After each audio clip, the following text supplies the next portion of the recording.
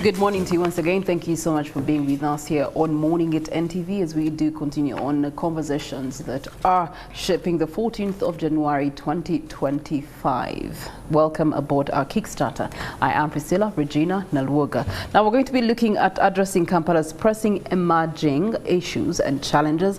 We also must evaluate the performance management in Kampala's administration, especially given the fact that we have been seeing quite a number of issues from waste management, which was the most recent issue, to previously pothole exhibitions and infrastructure of the capital by and large. However, at the end of the day, we must also paint a way forward that gives hope to Bana Kampala, and those will be strategies to elevate Kampala city status. Now, on a good note, last week, the Kampala Capital City Authority did welcome its new leadership. Sharifa Buzeki was sworn in as the Executive Director alongside Benon Moses Chigeni as her Deputy Executive Director. In her speech, inaugural speech, she outlined her vision for the city, promising to tackle the key challenges, which include waste management, urban planning, and also public transportation. And she unpinned acknowledging the pressing issues of corruption equally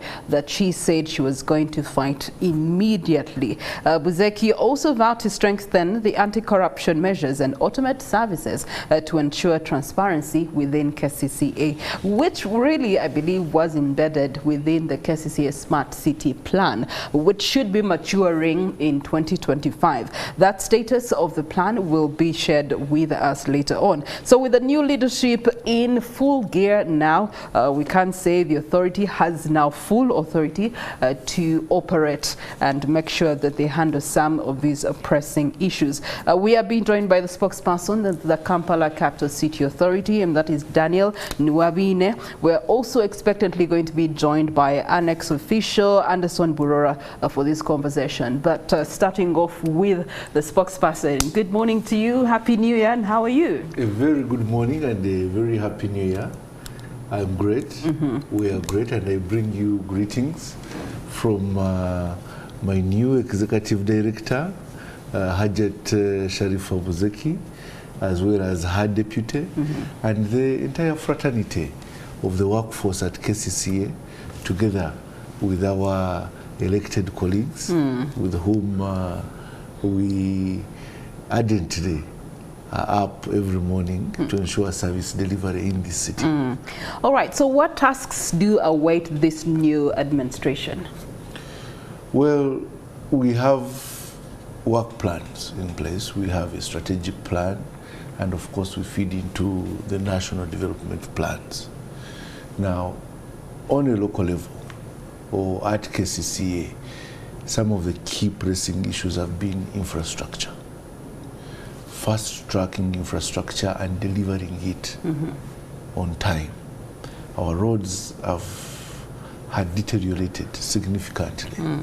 The time on the road while moving to work had gone down significantly because of the age of the roads and the growth of the city. Now, this, as we go on in the program, we shall talk about what we have done and what is being done. We have had a challenge of waste management. We had a very unfortunate incident last year, August 10th. That is a very heavy day in the memory of KCCA and the city and its metropolitan, where we lost more than 35 people. Now, since then, we have had an issue of evacuating garbage from the city and where to dump it, especially because we couldn't go back to Chitezi. So we have had an accumulation of garbage, because if we generate about 2,500 tons in the wet season and 2,000 tons in the dry season, this has to be evacuated. Otherwise, in just 5 days, you have over 100,000.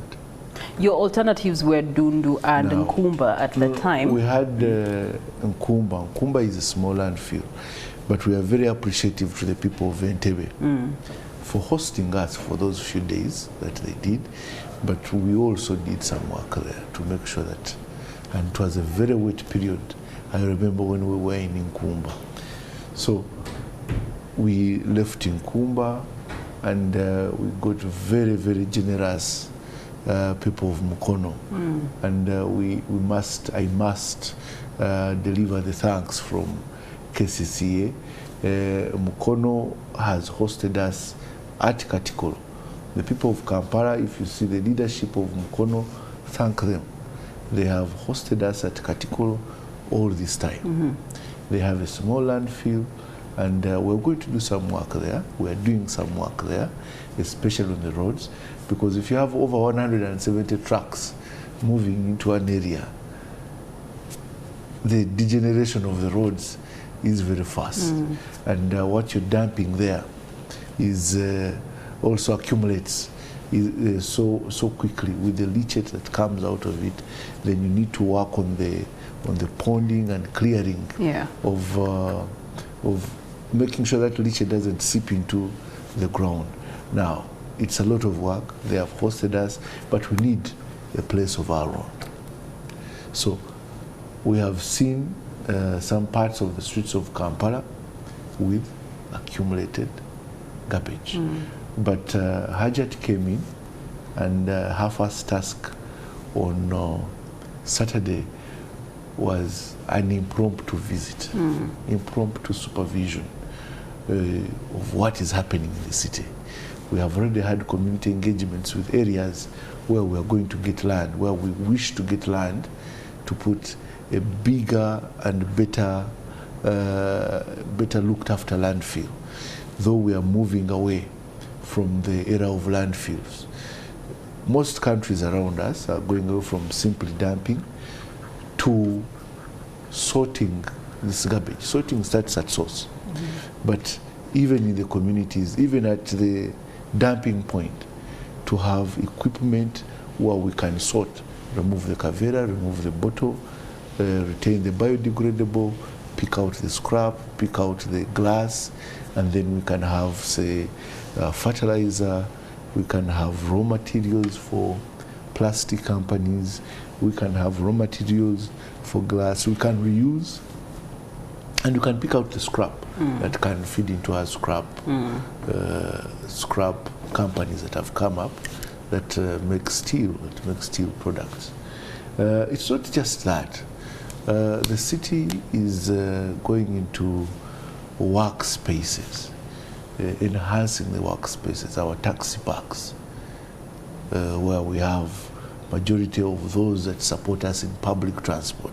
The public transport Before we sector, go into the public transport, I want to really further interrogate the waste management element of the work that has to be done by KCCA. You've talked about the two landfills, small in nature, and it begs the question, for a situation that led to the death of over 35 people, it was catastrophic, a national catastrophe, and for an authority not to have a new fully fledged landfill at this point in time, where is the leakage? Where is the gap? Because if you are filling up these other smaller landfills, then that means in the near future you are, presenting them as hazardous areas to lead to some catastrophe in one way or another. Unless, of course, there's a proper waste recycling that is being done to the small landfills that you have so far exited, such as the Nkumba. But let's first talk about why, up to now, you have, as an authority, have not yet gained an official location for a fully fledged landfill. Well, to procure land, especially in Uganda, land, like my friends the lawyers say, land is not a vegetable that you go and pick off the shelf and you have it. There is need for due diligence, proper due diligence. We advertise to get persons who are interested to supply or to give us land as a government in order to establish a landfill. And it's not that we didn't have a landfill. Our plan, only that nature was not friendly. Nature was violent to us on that 10th day of August. But the plan was to have Dundu. We had secured 130 acres of land in Dundu Mukono, about 39 kilometers from the city center, from KCCA, or from point zero. Recently we did the kilometer zero monument. So our plan was to have a waste to energy plant, and that plan is still going on.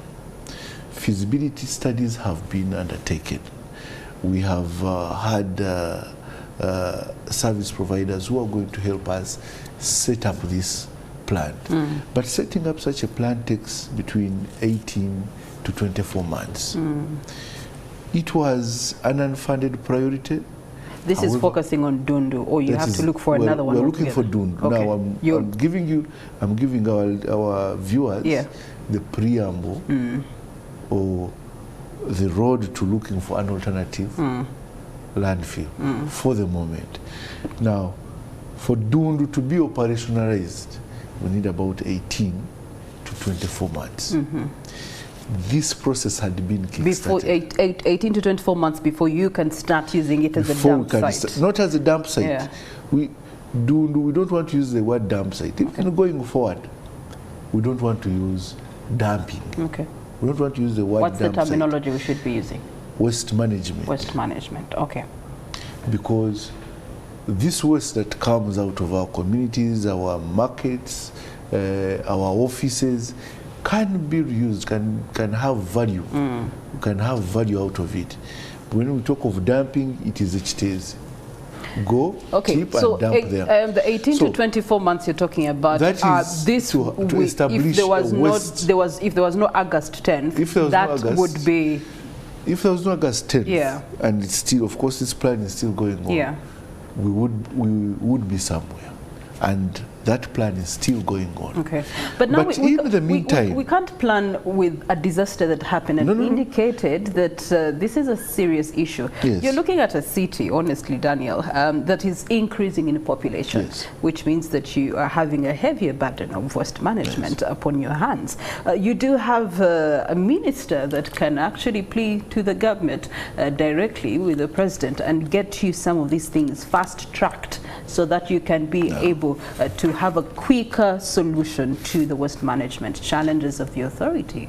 And indeed, the minister and the government, the president, directed that we procure 400 acres with 200 acres on either side of Kampala, where we can put waste and later on evacuate that waste to the waste to energy plant once it is complete. We are in advanced stages of these procurements. We need a piece of land on Michana Road. We need a piece of land on the eastern part of the city. And now, of course, right now, the procurement laws don't allow me to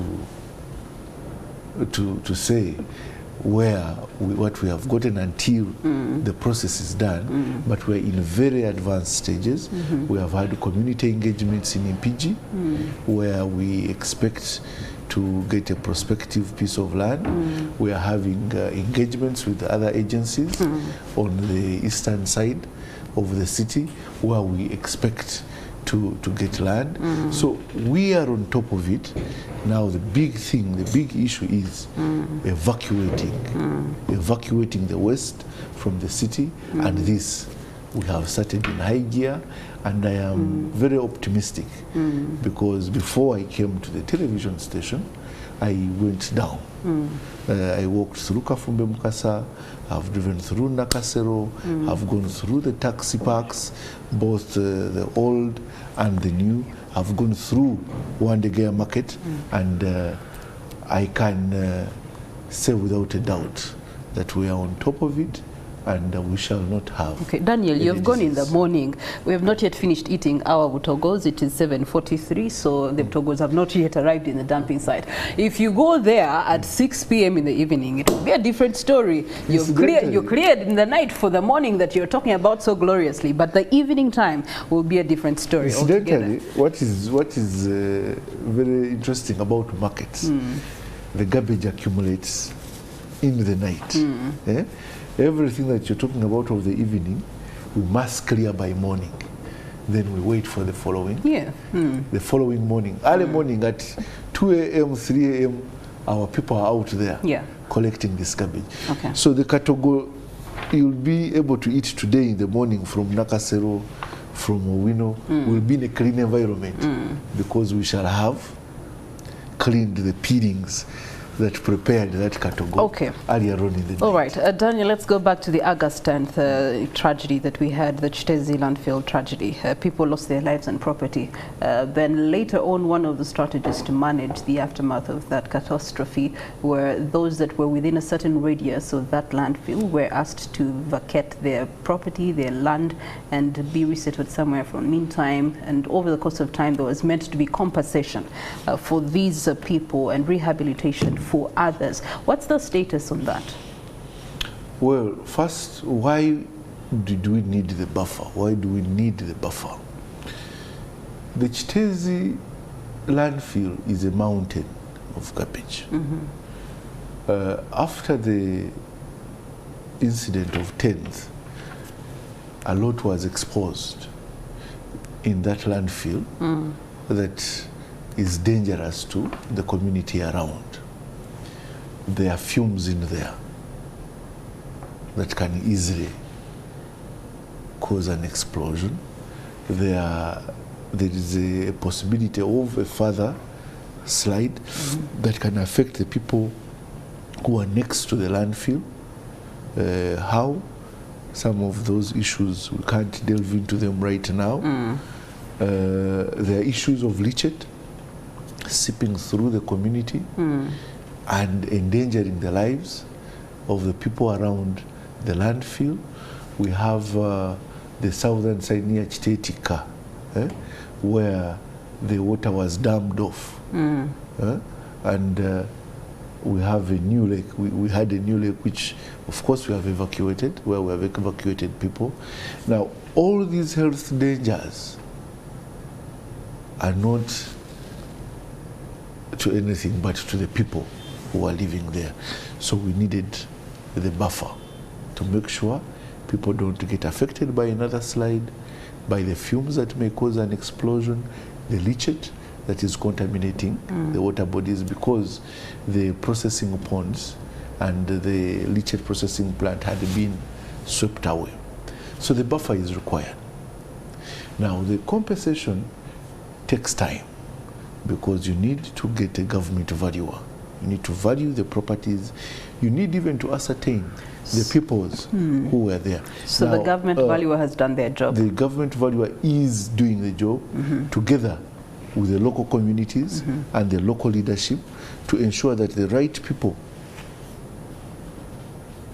are the ones enlisted for compensation. However, during is it also going to have to take him 18 to 24 months to be able to arrive to that report? It is much less than that. I mean, not much less than that. It is been a process, 8 months down the road. It's a process that shouldn't exceed, because we started this about September, October. It's a process that shouldn't take more than 6 months. So we are in advanced stages of that. So we should expect by next month they should have presented that report to you. There is also an option which has been presented to the people of Dundu, the affected persons of Chitezi, that why don't we carve off a few acres of Dundu so that some of those who wish to move can move to Dundu. Because the activities that are going to take place in Dundu, it's not going to be a landfill anymore. You can live actually next to a waste-to-energy plant. So that proposal indicates that you move the affected person. Some of them. Those who wish. Those who wish. Those who wish. And you'd be giving them the equivalent of what they lost to the other side? To get a modest accommodation on an appropriate piece of land, and they move there. Now, it is for those who wish to opt for that. There are those who would wish to say, you give me the monetary equivalent, the cash equivalent of my property, or of the compensation of the value that you have gotten, and then I can go somewhere else, either within Chitezi, where it is nearer to Kampala, where I'm doing my work, or the other. So it is one Daniel, of... some of these issues, some people are still waiting for compensation from the NRM government for the war of 1986. Begs the question, as an authority on this compensation rehabilitation program, do you have a timeline within which you're committing to work and complete this issue? I am very confident that, very confident that government fulfills its commitments, because it has done so before. Where it is verified, people have been compensated during road constructions, during all the various developments that have taken place. Government has compensated, and I have no reason to doubt that this is an exception. Okay. People shall be compensated either in kind or in cash. Particular timeline that has been set by the authority in that regard. This, in the next 6 months or so, by the time these 6 months end, and most of this, we also must be very cautious of the budgeting cycles. So if we have established this money, if we have established what is required, then it can even be paid in the first quarter, probably. Okay. Yeah? Probably. Right. But what I am sure is that government has to positively and appropriately respond to the affected persons. Finally, on the matter of the Chitezi landfill tragedy aftermath, a contract was awarded to a foreigner company to be able to take on waste recycling of that particular area code. A number of Ugandans were disgruntled by this decision because they're locals, they're native Ugandans here who have that ability, who are doing that on behalf of the authority. And begs the question, why was it accepted that this award be given to a foreign company? Well, what were those criteria that they had? What advantages did they have over the locals? Well, it should be noted that we got an offer. The government of Uganda got an offer from our brothers in Ghana, or from Ghana, that is a Jospong group of companies. They are not asking for a penny. The Ghanaians had a similar problem. They had a landfill, only that theirs exploded and a fire gutted, and they equally lost people and property.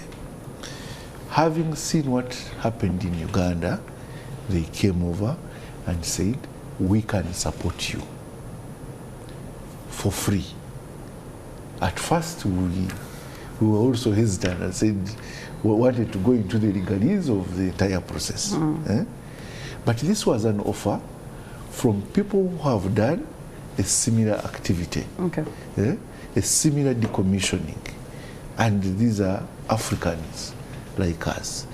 So in the sense of Pan-African brotherhood, you know the 4 pillars. We have patriotism, Pan-Africanism, socio-economic transformation, and democracy.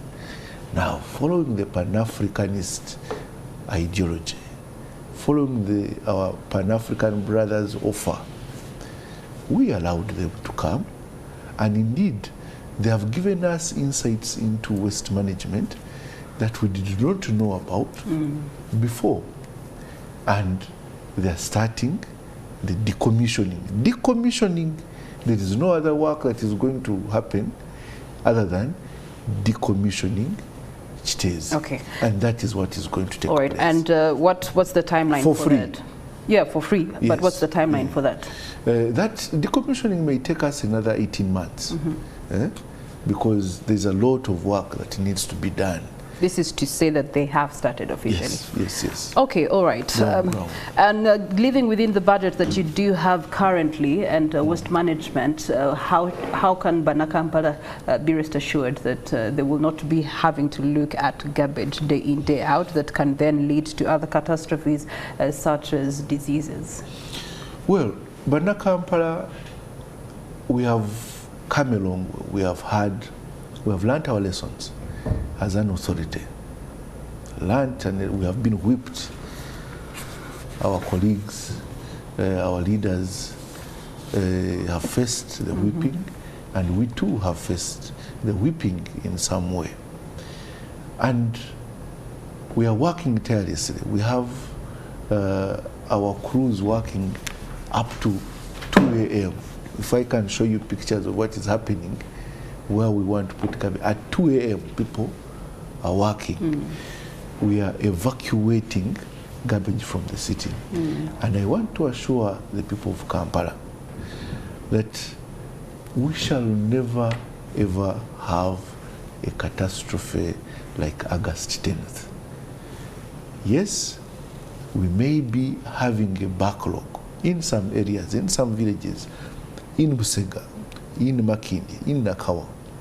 But this is going to be evacuated because we are finalizing, we're in the final stages of having places where we shall deposit the garbage that we are getting out of the city. And if you look through the city center over the past few days, you'll surely see a huge difference. All right. Well, thank you so much, Daniel. Now, that's just one of the issues that the new administration at KCCA has to handle very cautiously. The other issue is the infrastructure of the capital city, but also embedded in that is the fact that we had been promised that by 2025, Kampala would be a fully fledged smart city. What are the realities on ground, and why are they the exact realities that we are facing on ground? In other words, what has been done or not been done, but also projectively, how can we move forward? We're going to be joined by Anderson Burora, ex-official, for this conversation right after this break. Do stay with us. Into the 8 o'clock hour, here into our Kickstarter, looking at Kampala Capital City Authority, what the shape and picture has been 2024, and reflections of things that have been disastrous. One of them is the waste management, for which we've had an ardent conversation with the spokesperson for KCCA, Daniel Abine, and he has done a good job to explain a lot of the elements therein embedded with how the authority is committing to manage this issue moving forward, and in line and light of what happened in Chitezi on the 10th of August. Now we're being joined by an ex-deputy RCC. This man was always on ground making sure that the people that he represented got the service delivery that was efficient and effective. Anderson Burora, Happy New Year. Happy New Year. How are you? I'm good. I'm not complaining. Okay. All right. Taking away what 2024 was for you on a personal leadership level, as a local leader, what are some of those things that you see and use them to evaluate the performance of the authority so far? Well, it's hard to positively evaluate KCCA in general. And KCCA in this, I mean even the people themselves, the residents, the businessmen, the what, because it takes two to tango. And I mean, if we keep looking at one side of the coin, right, we miss looking what the other side has to offer. So I think going forward, we need to look, besides looking at what happened in 2024, we lost people. We had the precedence of having the leadership, the technical leadership, taken to prison, which is unprecedented. We had so many political fights, even for no reasons, even for reasons we thought they could be together. We had so many political challenges. And one affects the other, and one point we keep missing, that every time we look at City Hall as the whole issue to interrogate, we forget that City Hall is composed of about 5 divisions. So we never go into looking into the performances of these divisions. And we keep now surrounding, because I even found my brother here saying, he passed around in Nakasero, he passed around. So you center the issues around the CBD. Now, for me, who has come from Nakawa, I'll give you a different version. Right.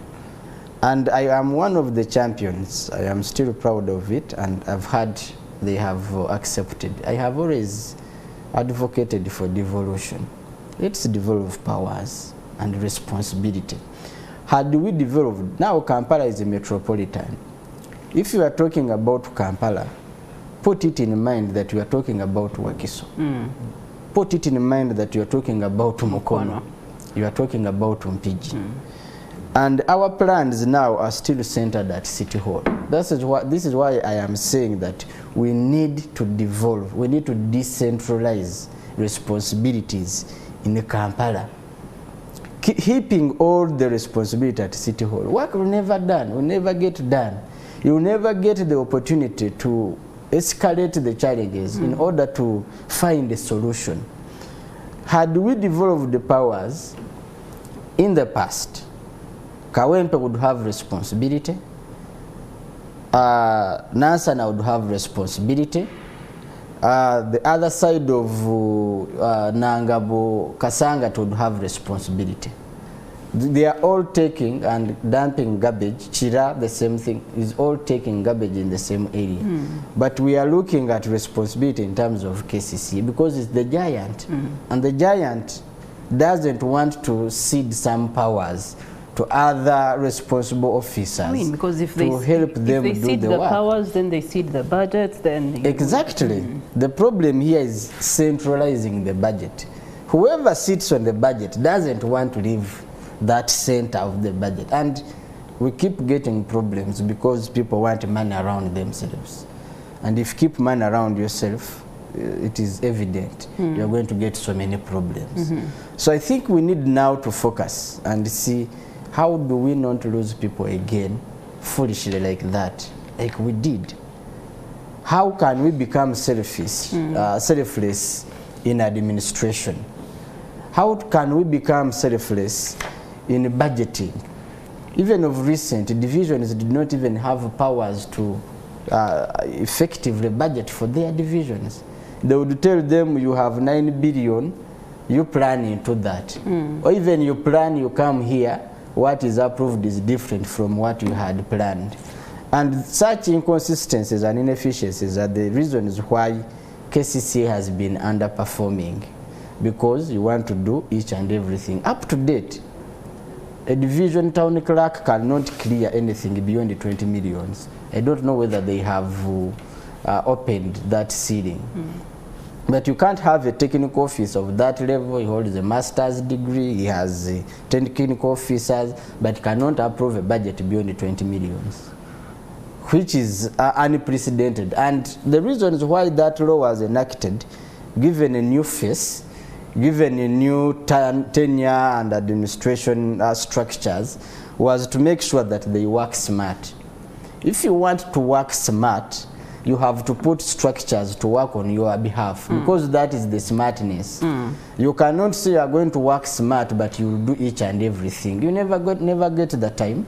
You never get anywhere because you are heaping each and everything around yourself.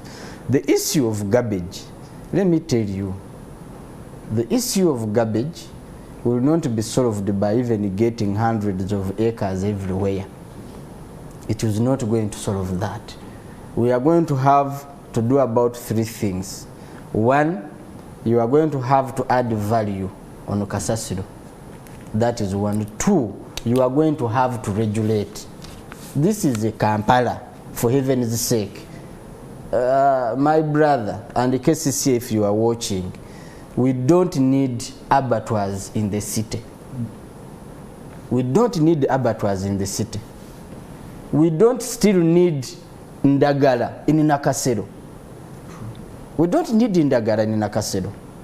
We don't need food that is not valued at the moment. You don't need to bring matoke from Kampala with the from Masaka, from Isinjiro, from Mdarara with the peelings, with the, I don't know how they call chikolokomba. Chikolokomba. You don't need that in Kampala. Banana comb. Whatever it is. You don't need that in Kampala. You need to bring processed food. You need to bring, but now the issue will come, the trust on the side of sanitation and hygiene, transportation and what. That's what we need to be looking at in 2025. That's what we need to be. But if you are now looking at now purchasing land, you are looking at not solving the problem. You are adding a problem on problems. You don't look at how much this accessory is affecting our roads, how much you are affecting the environment in terms of the fumes you are causing because you are driving tirelessly. You are not looking at how much you are going to spend on repairs of these vehicles. That is all at a cost. Now, if you have been using 1 billion in fuel, you are buying land in Mpigi, you are going to buy land beyond Mukono, because I don't see anywhere you're going to buy land, or you are going to buy land towards Karaji. You have to buy more transportation. Yes, you have to buy more transportation. You are going to have to do more budgeting. You are losing resources. You are going to waste our roads, to spoil our roads, because you are adding more roads. They had planned for light vehicles. Now, a road that had been planned for 20, only Kasosero will take about 3 years. Only garbage trucks out of that road. So we are not still thinking smart. We are not still planning smart. We are not still reading the environment in a smart way. We are still working analog. We are still working manually. This is a city. We every day take people outside, abroad, everywhere for benchmarking. What do you benchmark? You travel. There is no civil servant in this country who is not traveled. There is no politician of that level who is not traveled. When they travel, do they go for a holiday? Even if it is a holiday, I see no value added. So in my view, coming forward, we need to start thinking smart. Solving problems, we are going to need smart solutions.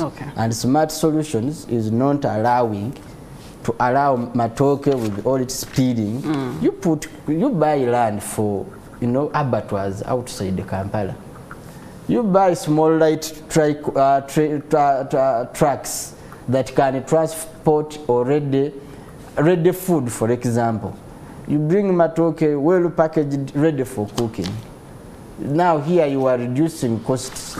But if your plans have no environmental protection mechanisms already, which is one of the problems we are facing as Kampala. I think a year or two ago we are facing a lot of diseases, some which we had now started going. It is another type of airborne COVID disease, waterborne disease. Yes. All of those things we are not thinking about them, because a city, if you are not thinking about the environment, the air we breathe, all of those things, then you are not thinking, because you are solving Kasasiro, but you're adding waste to the lung diseases, lung cancer, because we are breathing bad air, contaminated air. So in my view, I request that KCCA will have a new administration. I haven't. Before we go into the new administration, I would also like to pose the same question to another leader that's joining us this morning. That is Kampala Central Mayor Uhuru Salim Nsubuga. We also want to hear from him, because Kampala as a smart city has been a song for a long time, but the activation thereof has actually not been seen. And it was meant to be 2025. We are in 2025, but what is the delivery status? One of the pillars was technology, a livable environment for people, as well as infrastructure. Those issues have actually been the catastrophes of Kampala as a city. Just 2024 alone, and 2023 are the best examples. Stephen Bida, good morning to you. And what does the Mayor of Kampala Central have to say on these matters?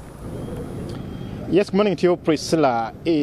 Indeed, I'm standing at along the Wakaliga Road. When you talk about the smart city, it's a new year, of course. Many people think that maybe, at least for this new year, 2025, especially now that it's a budgeting period for the 2025-2026 financial year, maybe we should see that smart city that you're also talking about, not only you, but many Kampala dwellers. And indeed, I'm here with the Mayor for Kampala Central, Salim Uhuru Nsubuga. Assalamu alaikum. Wa alaikum salam. Good morning, Uganda. Good morning, our viewers of NTV. At least let's begin by the roadworks, not only in Rubaga, in Machinde division, that side of Nakawa, but also in Central. I've seen many roads being closed off, diversions after diversion, because of the roadworks. But also we know that we have a new administration within the city, Hajat Sharifa Buzeki and Benon Chigenyi. They are now in charge of Kampala.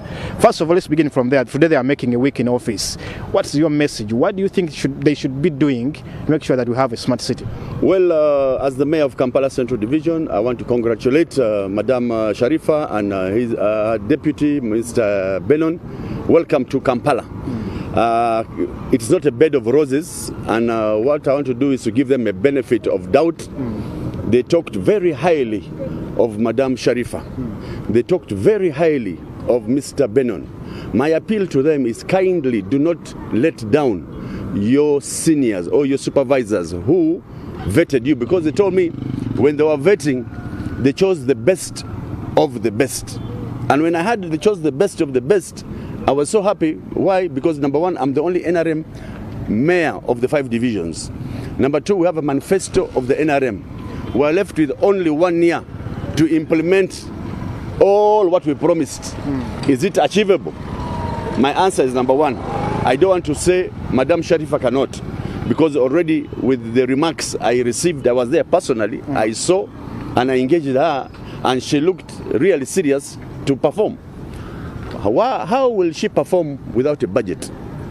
That is where my question now comes, because to be honest, she doesn't have money. That is a dent on your government as NRM, because you know this is the capital and you're not funding the capital. No, that's where I'm coming to.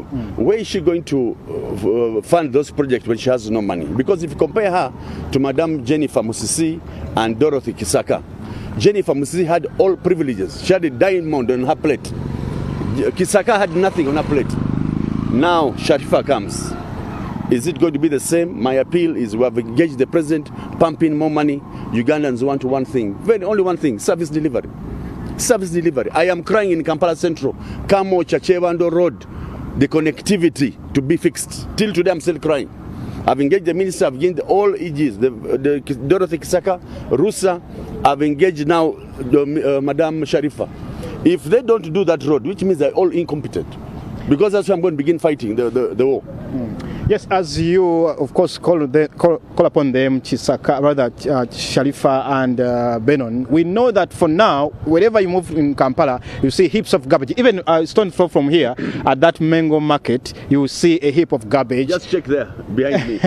the heap of garbage there. Yes, indeed. This also, when you go to these markets and the taxi parks, you see that a lot of disorganization from even the transport sector, but also to the garbage collection. I know we have issues, but this shouldn't be a one-man role. What should be done? My brother Mbide, you very well know I'm NRM. I have to protect my government in all ways, where necessary. But when I see I'm failing to protect it, I also run away from it. One issue we're facing is garbage collection. Two, in her presentation, Madam Sharifa promised she's starting with the garbage issue in the whole of Kampala. You have seen her going on ground. We did not have where we dispose of the garbage. It is now available. So I can assure and promise Ugandans, give us this 1 month, there'll be no more garbage in Kampala. That I can promise you, because at least we have where we're taking. The Nabogabos are there doing the work. The other service providers are on ground. And I want to thank Madam Sharifa. She came on ground personally first. You know, when you see is when you believe. She came on Saturday, Kafumbe Mukasa. She came to Nakasero Market. She went to Ben Kiwanuka Street. I want you to go NTV live and check now. It is clear. Of course, that story was on NTV weekend edition, as well as NTV Sawem on Saturday. But away from that, I know this is a political year. Many of you, the political actors, are going to. There is a connection between the politics and the technical services. And this being a political year 2025, we're going to see more of the political action. And this could also come in the way of this new administration. How should they balance and play around the politics? You very well know Madam Sharifa and her colleague have been approved by an NRM government. That is the fact. They must serve an NRM government. You get me right. They must implement a manifesto of the NRM government, which means whatever they'll be doing in that office will be doing in favor of the government in power, because that was the government elected in power to implement the manifesto. You know, politics comes from all ways, even from the NRM. There will be those who say, don't touch our people, these are our people, don't evict our people, don't arrest our people. This also doesn't only come from opposition, but also from your own government. So when you talk about the politics within the city that has derailed services in Kampala, and this being a political year, you cannot overlook this. I wouldn't want her to just come and begin using an iron hand on my people in Kampala. Not at all. We are stakeholders. Whatever development is coming for the better of our people in Kampala, I want to be part of it. We engage the community. But if you come where you're coming from, especially now, but you think you're going to come where you're coming from to just disorganize our people in Kampala, we shall not be with you. Whatever development, I'm part of smart city of Kampala. I'm a leader. I must show my people, or electorate, or my voters the right direction. We want a clean city, organized city, and that's my mandate as the mayor. Those are implementers. Are you aware about that? Where we make the policies, they implement. They will not implement what we have not put into policies. So we have to agree. Okay, as we agree, yes. These people, the two new people that we are talking about, Benon and Sharifa, just coming in. But you have been the mayor, and of course working with all other mayors and members of parliament, but also the Lord Mayor. When we see the state of the city that we could see today, we also put the blame on you as the mayors, as the members of parliament, and the Lord Mayor. That's not true. For me, because we gave you the mandate to lead, and also leader, my brother. That's not true. We have been coming out, and we are still coming out to lack of devolution. That's why it's called an authority. An authority means all the Buinza is at the center of the Lord Mayor up there. For me, I'm saying we don't need that authority. We don't need an authority. We need to go back to local government. That is where I will be independent. I will be with the town clerk, the DFO. Those town clerks in my office, they're doing nothing. They're hatching eggs. They're doing nothing. Really? I'm supposed to be empowering my town clerk with the DFO and my speaker with my council. We make a resolution and go into and we go to the community. But authority, that's why we see we don't need an authority. I'm singing today and I'm singing tomorrow. We don't need an authority. We need to go back to local government for the betterment of Kampala. We should amend the law as soon as yesterday. Okay, as a mayor, this is the beginning of the new year. Some of the 5 key issues that you, as the mayor, you have the mandate of the people. What do you think should be done, not only for Central, but also the entire Kampala, to transform this city that you think should be the action points? Number one, as the mayor of Kampala, I would like to see, as you said, we need a smart city. We need a smart city, we need a clean city, we need an organized city, we need good roads, we need good lighting system of the Chibuga. That is our mandate. We want to see street kids no more being in the city. We need something, not to say that, oh, have you been to Kigali? Kigali looks so tomboli, we are Kigali. Let us first think about Kampala. Actually, I was in Kigali 2 months ago. All those people, the technocrats who are in those offices, all are from Kampala. Majority, 90%, all came from Uganda. They started from here. They say what we did copy and paste. And what we did, we implemented. But for us, we see bagamba okutambula kulaba okudda kwalachi kunyumya. Si kituufu.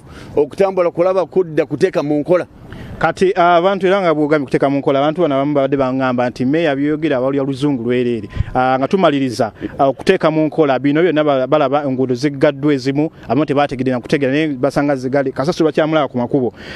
Obuzibu buno buli ludda ki ekirina okuba nga kikolebwa okuba nga bunogerwa eddagala? Nze kye mbadde nsaba bannayuganda bannange temuvaamu ssuubi. Tukyalina emyaka ogusigadde era nja bakakasa government yaffe ya NRM kikakatako okulaba services zibatuukako. Kitya number 1 okulaba enguudo naddala enguudo mu Kampala zibadde mbi nnyo, at least kati tutandise naddala Kampala Central bagiwa UPDF. Omanyi lwaki bagiwa UPDF? Lwanguzi. Okay. So ekolebweko but njaga okusaba engineering department ya UPDF yongere manyi naddala ku nsonga ya Kamoocha Chebando Road. Enguudo eyo mbi nnyo, abatuuze balajana bakyalajana. Nsaba Madam Sharifa wakajja mu office eyo nkulabye bakwogedde birungi byonna nenda kulabu ebikolwa neyanza meya Salimu Uhuru Nsubuga ekisembayo kya ye oba nedda kisembayo kyokka Abannakampala de basoma ebintu ebinjawulo ku mitimbagano gya social media ne print abagamba Salimu Uhuru ajja kubwa meya road mayor ajja kubwa Kampala Central MP kituufu oba nedda si kituufu but tujja kulabira eyo maaso. Ye Mayor wa Kampala Central Division, Salimu Uhuru Nsubuga, thank you so much for your time this early morning. Of course, this is On the Ground. Stephen Imbidon Fefeso Chibuga with Brian Kayondo here. Now we return you back to Priscilla Regina Naroga in the studios. Thank you so much, Stephen Bide, for returning the conversation in studio. Some of the points that have been shared by the Mayor of Kampala Central do tally with what Burora Anderson here was sharing with us. Decentralizing power and authority in order to have a better Kampala city, now that it's becoming a metropolitan area code. But also the question of the smart city. This was a project that was launched to us. Conversation started 2016. I don't want to say how many years we're down the road. They're quite clear, but we don't see the smartness of our city in terms of infrastructure. We were told that we'd be having a smart environment. Sustainability was at the center of this project. Livable environment for, Kampala. But all these have not become realities. The realities we're seeing are instead making it harder for the smart city plan to become an actuality eventually. Daniel, in your defense. I will not say in my defense, but in my elaboration. Okay. And to bring things to light. Now, my brother mentioned a number of things, and the mayor has also highlighted a few things. There is this thing called devolution, bringing power down. We already have a pseudo devolution. We have some kind of devolution. We have devolution in terms of governance, where we have the authority at the center, KCCA, where we have the Lord Mayor and the authority speaker. We have the mayors, the division mayors. We have the councils, all of which are fully constituted. Now, in that line, fortunately, my senior, His Worship, the Mayor Uhuru, mentioned about policies that come from the political leadership, the elected leadership of the city. At all those levels, at the authority, we can have an ordinance made by the house of the authority. Then when we go down to the divisions, we can have a bylaw. Bylaws to make our environments better at that point. Now, of course, we need to enhance this. We have had very few bylaws coming up, if not none. The ordinances, we have the outdoor advertising ordinance, which has come out, but this has to stretch further. Unfortunately, it's the technical team that is being put to account most of the time. But also, we need an overall accountability as an institution, and that is why the pillars of our strategic plan, the smart city was coined around 2021 to look at infrastructure, people well-being, and the quality of life. But this was within our strategic plan, 2021 to 2025. And the pillars of that strategic plan were economic growth, governance and citizen engagement, quality of life, and city resilience. Now, in economic growth, we have, under the pillar of economic growth, we have taken very many strides to ensure that the people of Kampala are earning a living. We are not looking into the markets. Government returned all markets back to the government, back to KCCA. And we have implemented this. People who were being swallowed up, money was being taken by predators in markets, by parasites. People don't pay in these markets to trade. Our women go to the market and trade. We have had a new market in Usega. Yes, we have a few challenges within that market, but people are off the streets and are trading in a safe and secure area. There were problems, I am sure my comrade Anderson will attest to what was happening in the markets. In Nakawa, people are safer and trading safely. We had challenges in the taxi industry. You'd have only 2 or 3 people dominating that area, and their taxis are the ones that would be operating.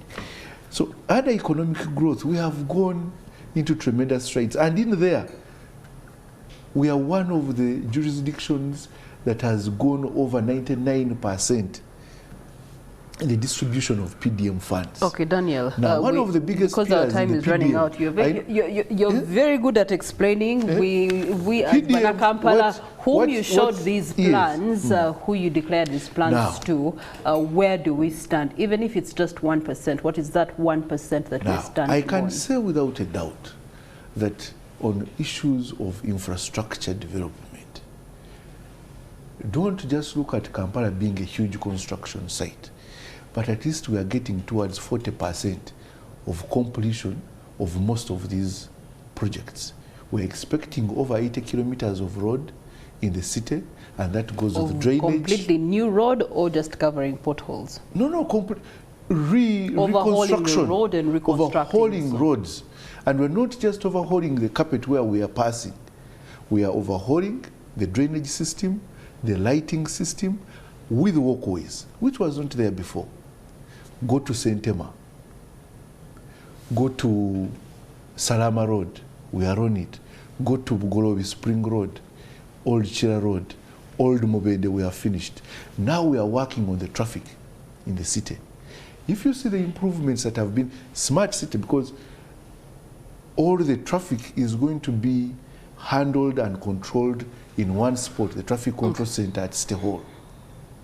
So if you go to Mulago now and Kubiri, there's a tremendous improvement. First wait, on that note of traffic, yes, too many traffic lights coming up in small spaces, Daniel. Does that make logic? Now, all this is technologically and with engineering precision. How do you do that? Already, without your traffic lights, we've been having issues of congestion in those particular spots. Now, when you just simply add without expanding the roads, what work has been done, really? You're causing more traffic. We have very few vehicles in Kampala. If you want to see what traffic lights can do, you go to Mulago. The hold up there during peak hours was about 15 minutes. With the improvement now, it is 2 minutes. I'm glad that you have talked about Mulago, because Mulago now always has to have constant policemen, traffic officers to manage it with the traffic lights, by the way, and it is 24 hours management by traffic officers. If the traffic officers move and you just leave it to the lights, it's going to be disastrous. Today is the 14th day of January. It is exactly 18 days since those traffic lights were put up. Yeah, people are still in the villages. Traffic lights. Don't refer traffic to lights. People have not yet really the technology of traffic lights has to synchronize with human behavior, because people have to get used to the fact that they are lights. So you have achieved 40% so far on the infrastructure. We are moving at about 40%. Because the tough parts of road construction is the drainage, the foundations of the road, and after that, these projects will move much faster. Anderson, you were one that was advocating for border management and registration, and we saw this process moving, and then it moved to educating the border riders on how to be better conduct on the roads. How far has this process continued, if it is still continuing? Some of these things start to build momentum and then shoot. I think still the discussions are on, but still those discussions won't do much because they seem to be solving temporary problems. For anything to be sustainable, you need to appreciate policy. We have no policy to assist us to have that consistent management. You must have a policy that defines entry and exit. You must have policy that defines penalties and what in the law, which has not been put in place. And I think even if the discussions are going on, they are going to solve temporarily for a small period of time. And Kampala right now doesn't need good administrators, doesn't need educated politicians. It needs a very good policy. Kampala Metropolitan needs a very healthy, performing, guiding, and that solves the problem legally. If we don't appreciate the use of policy in things we are doing, we are just using painkillers. We're just using painkillers to solve the challenges we are facing. If you look at KCCA now, the roads, for example, Sao Paulo Kagwa Road, this road was done about 5 years ago, 6 years ago.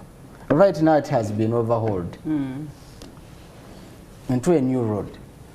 It means the plans, the designs of the roads. We were inspecting Busabara Road. So I asked UNRA, who came up with this design? This design, you have expansive land, but you are having a normal lane, 2 lanes. You have not provided a lane for cyclists. At the moment, we have no way we can distance ourselves from borders because it is part of our. It's one that is holding. It is one of our reliable public service transport service we have, which is also private, but it is holding our it is solving our public transport As we conclude this conversation, politics seems to be impacting the operations of the authority, and you've talked about policies. But if at central government level you're saying we have the nice policies, our shelves holding the best, you know, Uhuru referred to the fact that 90% of the team that has rebuilt Kigali was a team that was here, got what was here in policy, simply implemented.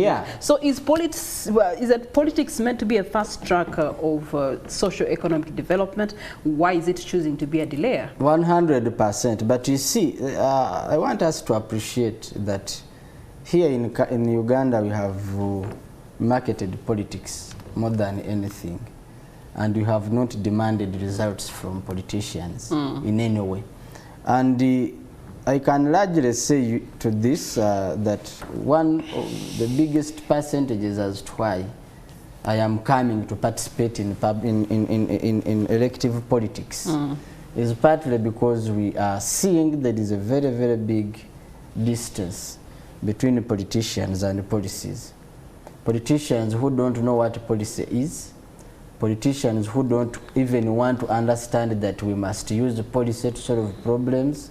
All they want to do is come, hello, temugo babantu, and you see Kalulu is done, who appreciate votes other than the results of their performance. So I can assert to this, and I am sending my brother here to tell my sister that in her tenure, even if she gives Kampala a very, very good policy and she leaves, she'll have achieved a lifetime landmark. So concluding with our brother here, Daniel, like taking the study of the Chitezi landfill, there were recommendations between 2009, research that was done, 2013, then 15. The recommendation of the decommissioning was done between that period, and implementation was never done, and in 2024 we had the disaster. So just taking that by case basis, politics seems to be doing the authority more harm than good. How should it be doing more good for the authority to exercise its mandate? Well, to the contrary, you see, politics manages society. everything that we do is a political decision. The PDM is a political decision that is transforming lives. So the delay to increase the budgets for KCCA, political decision.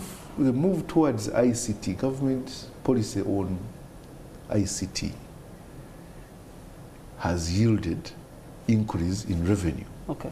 Because KCCA now has more local revenue generated locally than before because of the policy. And that policy is a product of politics. Now, it is the politics and the policy implementers to engage into the ideology of loving their country, patriotism. And I call upon each one of us, the public servants, my fellow staff at KCCA, public servants in the ministries, the political leaders, that this is the only country we have, and let us get those good policies that we have and implement them. Get to work early and do your job.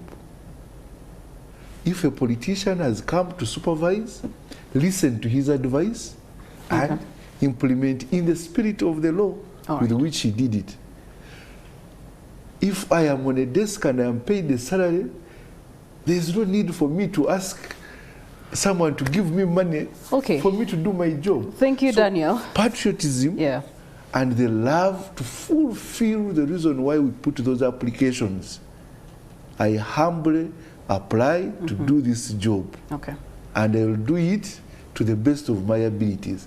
Let us fulfill the reason why we have gotten to technical offices and to elected offices, and our city, as our motto says, shall be a better place. As our motto says, for God and my country, may that be embedded in our public servants' hearts and efforts and actions. 2025, high expectations for the new administration at KCCA. All the best to them. We put this conversation to bed, gentlemen. Thank you so much for your enormous submissions, and we hope to hear of you more often here in Morning at NTV. Now, as we switch gears, we're going to be joined by our very own reporter, Rashul Adid, after this break, and he's going to be at the home of the former Koboko woman MP Margaret Babadiri, who passed on last Thursday in Kawempe Division. She is one of the longest-serving MPs that lost her seat to a former President Idi Amin's granddaughter, Dr. Sharifa Ayate. But that is not the case of the matter today. You do have the people of Koboko paying their final respects to her service as a public leader to them. Rashul Adid will be with them.